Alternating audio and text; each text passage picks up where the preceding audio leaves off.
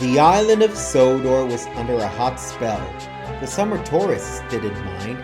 They were bound for sandy beaches, shady forests, and scenic escapes. However, the steam engines felt put out. With fireboxes burning and boilers blistering in the sun, they grew cross and irritable. BoCo the diesel didn't mind the heat. He loved the sunny weather and tried to cheer the others up. The steam engines liked and trusted BoCo, which was more than they could say for most diesels. Unfortunately, this meant they often complained to him. "It just never ends," James sighed dramatically. "What never does?" quizzed BoCo. "My bad luck," fumed James. "First I get stuck with branch line work. Then Bertie delays me at the station, out in the baking sun no less. To top it off, I had to make up for lost time. I'm exhausted." "You did well to get here so quickly," smiled BoCo. "A cool drink from the water tower is just what you need." "Ha!"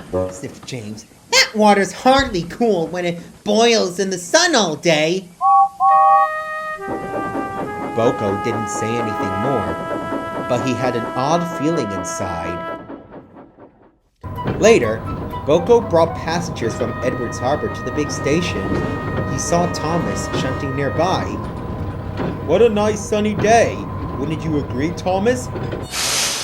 "It wasn't very nice of the sun to bend my rails," grumbled Thomas. "Now I'm stuck shunting rotten trucks until my branch line gets repaired." "Oh, oh, oh!" cried the trucks as Thomas bumped them fiercely. All day the steam engines complained relentlessly. BoCo tried to make them see the bright side, but his sunny disposition soon clouded over. It all came to a head when he found Henry fuming at the platform. "Playing relief engine! Despicable! Donald's not ill, he just doesn't want to come out in this heat! I'm supposed to be resting!" "If you're so tired," snapped BoCo, "why don't you all just roll off to the scrapyard? The engines there would love to hear how you simply didn't want to work anymore when that's all they want the chance to do." BoCo stormed off with his trucks, leaving Henry in stunned silence. "Ridiculous," BoCo muttered as he thundered down the line. "Relentless moaning and groaning, as if they're all so hard done by." If he hadn't been so cross, BoCo might have noticed his cooling system was acting up. Suddenly, his engine coughed and spluttered.